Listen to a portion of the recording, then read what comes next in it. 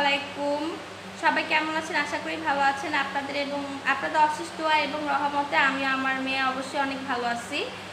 তো আজকে আরেকটি ব্লগ নিয়ে হাজির হলাম। তো এখন সন্ধ্যা থেকে ব্লগটি স্টার্ট করলাম। আমার মেয়ে অলরেডি ফাইজলামি করতেছে, দেখুন ওকে ধরে রাখা যাচ্ছে না।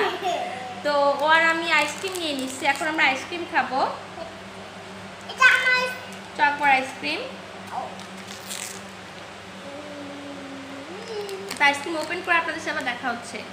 আইসক্রিম নিয়ে নিচ্ছি, এখন আমরা এটা খাবো। ওই যে দেখুন আমাদের পিছনে একজন গাল টানতেছে, হাই দাও সবাই, কে বেটা। তো এখন আমরা আইসক্রিম খাচ্ছি, দেখুন আমার অনেক ফেভারিট। তো খাওয়া দাওয়া করার পর আপনাদের সাথে দেখা হচ্ছে। আজকে আমি দেশি মুরগি রান্নার প্রিপারেশন নিচ্ছি। তো এখান থেকে গরম করতে দিয়ে দিচ্ছি। এই হলো মুরগি, দেশি। আর হলো এই যে পেঁয়াজ, আর হলো টমেটো, আলু দিয়ে রান্না করবো। তেল গরম হয়ে দিচ্ছি, আমি পেঁয়াজ দিয়ে দিচ্ছি।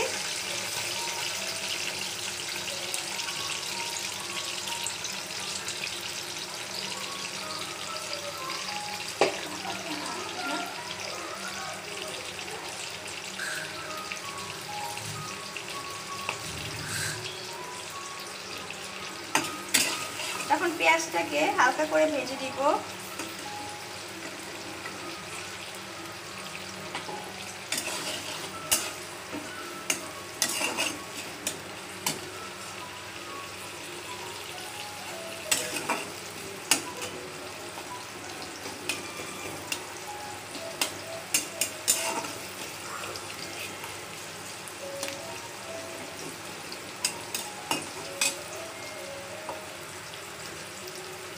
তো এখানে নিয়ে নিয়েছি এলাচ, দারুচিনি, গোলমরিচ আর হলো লং, এগুলো নিয়ে নিয়েছি। তো এগুলো এখন দিয়ে দিব।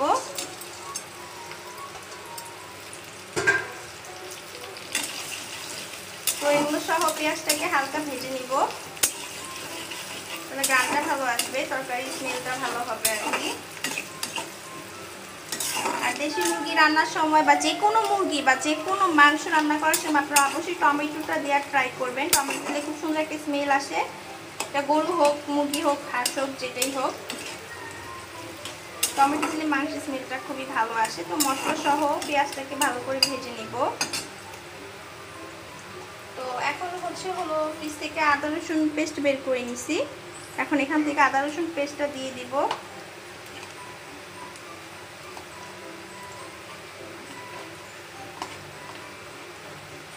একটা চামচ আদা রসুন পেস্ট দিয়ে দিচ্ছি, আর একটু দিব যেহেতু আমি আলু দিয়ে রান্না করব।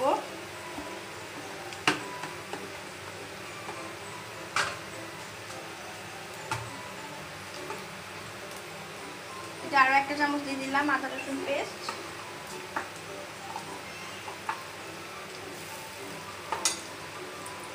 এখন এগুলো সহ ভালো করে হালকা ভেজে নিব, যাতে আদা রসুনের কাঁচা স্মেলটা চলে যায়।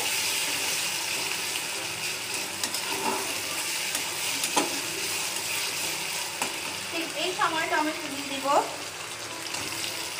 এখন আলুগুলোকেও দিয়ে দিব।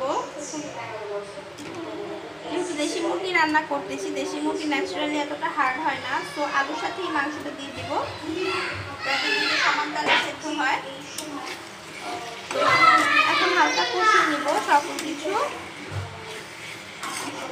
এখন বাকি যা মশলা আছে তা দিয়ে দিব।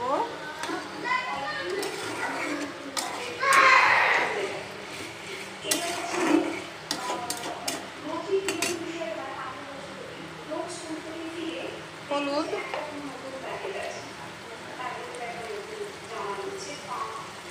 মরিচ গুঁড়ো দিয়ে দিতেছে,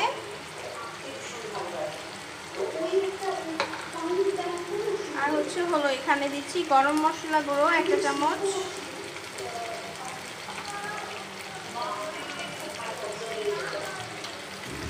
আর জিরা দিব 1 চামচ,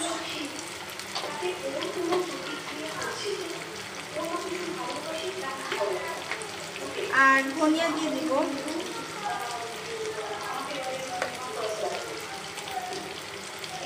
ধনিয়া দিয়ে দিব 1 চামচ।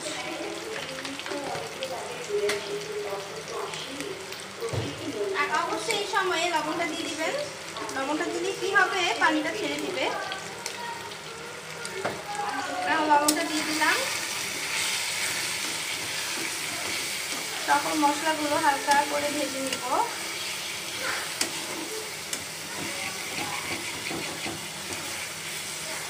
তো এই অবস্থায় অল্প কিছু পরিমাণ পানি দিয়ে দিব।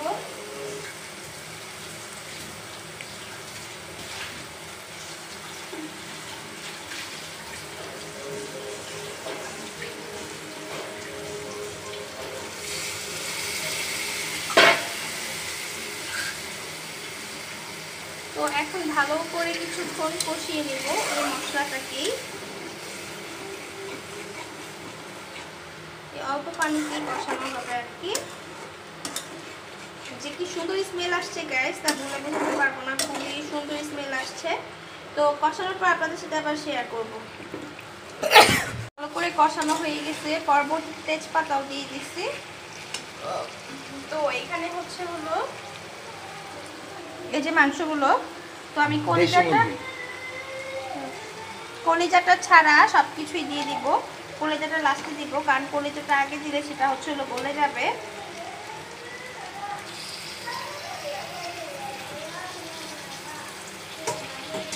তো এখন ভালো করে সবকিছু মিক্সিং করে নিব গাইস।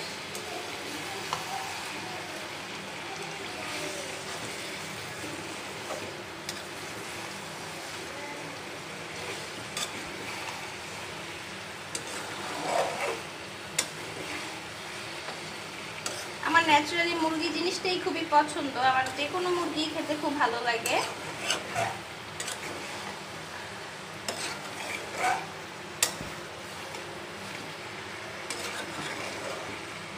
তো দেখতে পাইতেছেন খুবই সুন্দর একটি কালার আসছে।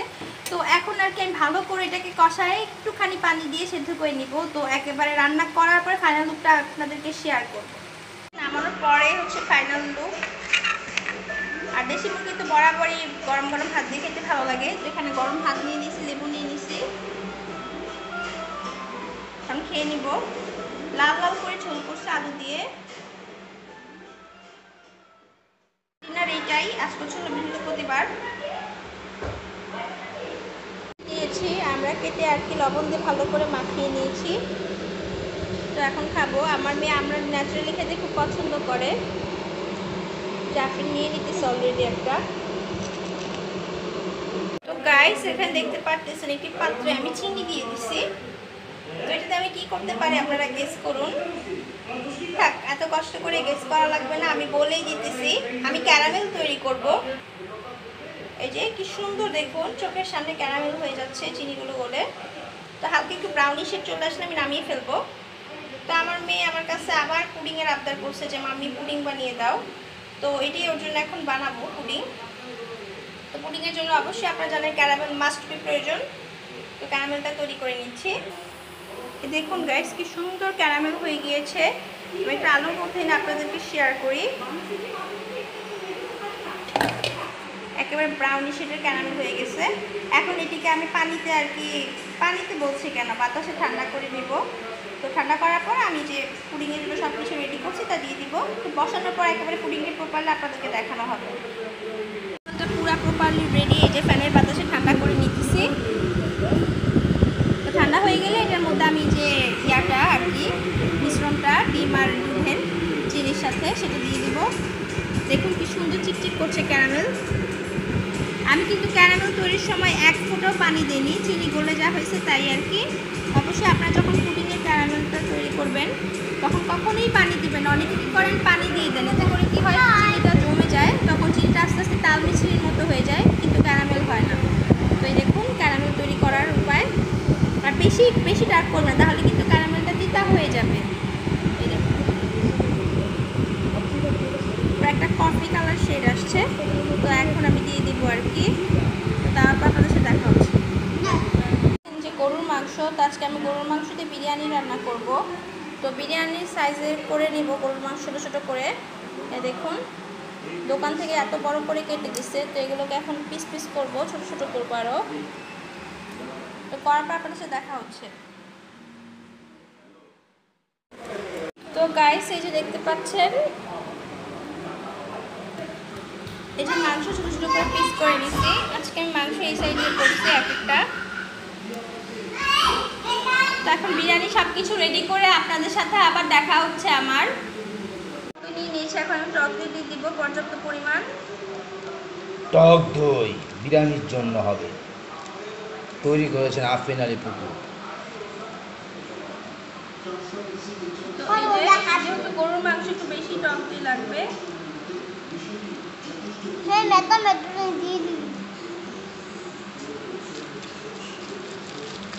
আফরিন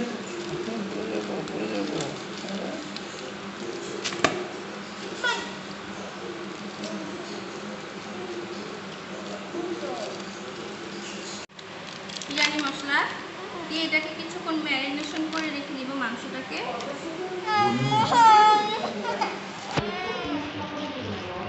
ও নো নো নো, বিরিয়ানির মশলা টক দই বানিয়েছে আফরিন। ভালো করে মিক্সিং করে নিচ্ছি।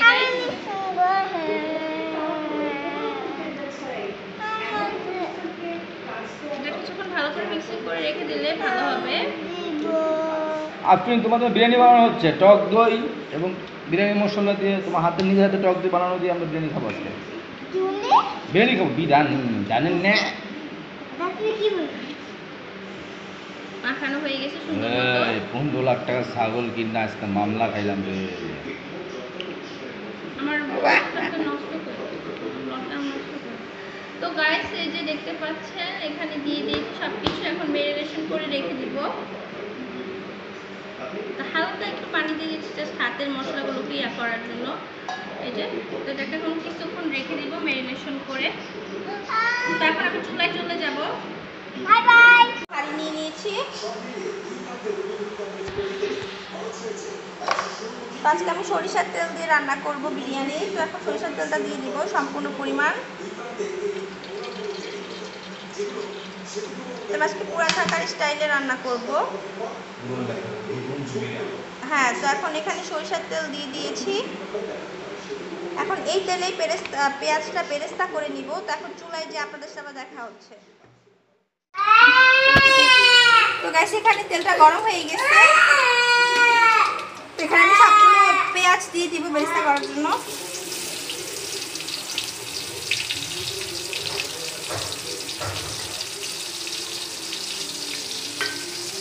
তো আপনারা হয়তো বা আগে শুনেছেন পুরান ঢাকার বোবার বিরিয়ানি নামে যে বিখ্যাত কি বিরিয়ানি আছে। তো আমি একদিন সেই বোবার বিরিয়ানির যে লোকটা মেইন, সে এসেছিল রান্না করতে একটি প্রোগ্রামে। তো আমি সেটা দেখে আজকে ট্রাই করতেছি, জানি না কেমন হবে। আমি ফার্স্ট টাইম সরিষার তেলে বিরিয়ানিটা ট্রাই করতেছি। বিরিয়ানি বললে ভুল, সে তেহারি রান্না করছে, বোবার তেহারি যেটা, সেটাই ট্রাই করতেছি। এখন জানি না কেমন হবে। তো তাকে দেখেছিলাম যে সরিষার তেলে পেঁয়াজটা ভালো করে সে বেরেস্তা করে। তা আমিও ট্রাই করতেছি, ঠিক তার ওয়েতেই আমি তার প্রসেসিংয়ে আজকে রান্না করব। তো এটা হতে থাক কিছুক্ষণ। তো এখানে আদা রসুনটা দিয়ে দিব, এখন না পরবর্তীতে। আপনারা হয়তো বা বলতে পারবেন যে মাংস ম্যারিনেশনের সময় আদা রসুন কেন দিলাম না। কারণ আদা রসুনটা আমি হালকা একটু ভাজা ভাজা করে দিব, তাই দিলাম না। এটা বেরেস্তা হওয়া পর্যন্ত ওয়েট করতেছি। খুবই সরিষার তেলের খুবই একটা টেক্সচার স্মেল আসতেছে, এটা বলার বাহিরে। কারণ এটা হচ্ছে একেবারে খাঁটি সরিষার তেল, কোনো ব্র্যান্ডেড তেল না, একেবারে রিয়েল যেটা সেটা, এই জন্য স্মেলটা বেশি আসতেছে। তো বেরেস্তা করার পর আপনাদের সাথে আবার দেখা হচ্ছে। পাইতেছেন অলমোস্ট বেরেস্তা হয়ে গিয়েছে। আর একটু ডিপ হয়ে আসলে আমি মেখে রাখা ওই টক দই আর মশলার সাথে মেখে রাখা বিটগুলোকে দিয়ে দেবো। এই যে খুবই সুন্দর হয়েছে। আর একটু বেরেস্তা হইতে হবে আর কি। আমি কিন্তু হাই হিটে করতেছি একেবারে। বেরেস্তা অবশ্যই হাই হিটে করবেন, তাহলে সুন্দর হবে।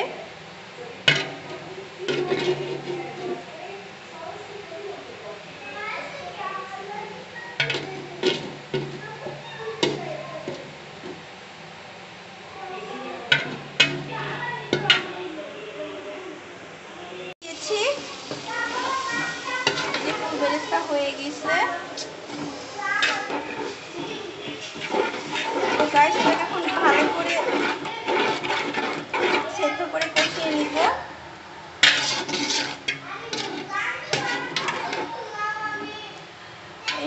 যে বাকি যে ইয়াগুলো টক দই এবং এগুলো দিয়ে দিব অবশ্যই। আর ঠিক এই সময়টা এসে আপনারা আদা রসুন মিক্সিং যেটা আছে সেটা দিয়ে দেবেন। কারণ আমি আনুমানিক 1.5 চামচ পরিমাণ দিচ্ছি আদা রসুন। আপনি নিচে নামো।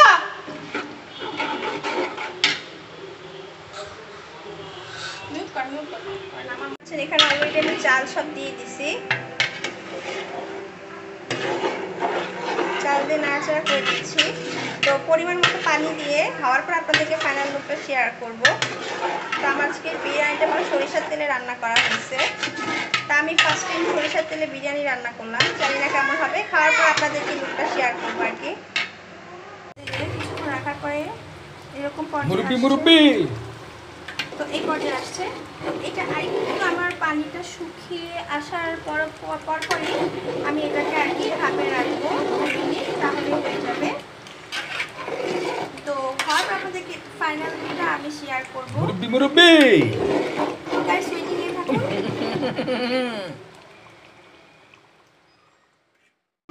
বিরিয়ানি ফেয়ার করছি, ফাইনাল লুকটা আপনাদেরকে শেয়ার করব। দেখে হয়তো বুঝতে পারছেন কত সুন্দর হয়েছে আমার বিরিয়ানি। স্মেল তো ওয়াও, জাস্ট ওয়াও। দেখুন আমার বিরিয়ানির ফাইনাল লুক।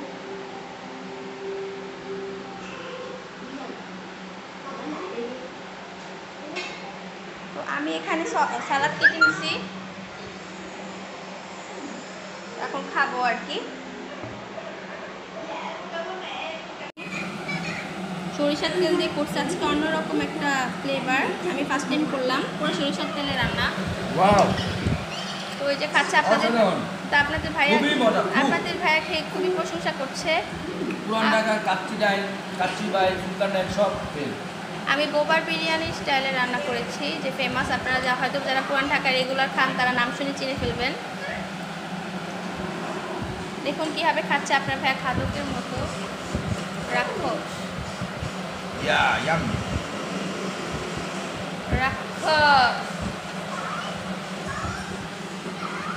আফরিনকে রিভিউ দিবে কেমন হয়েছে।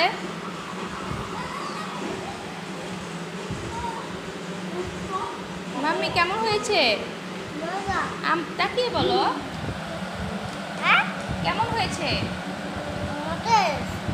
মজা হয়েছে, সবাইকে বলো।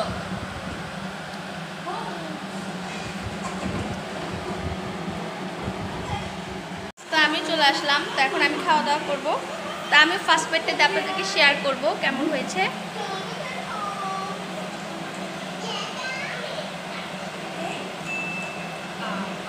আমি নিজে রিভিউ দিলাম, খুব ভালো হয়েছে। তো খাওয়া দাওয়া করার পর আপনাদের সাথে দেখা হচ্ছে।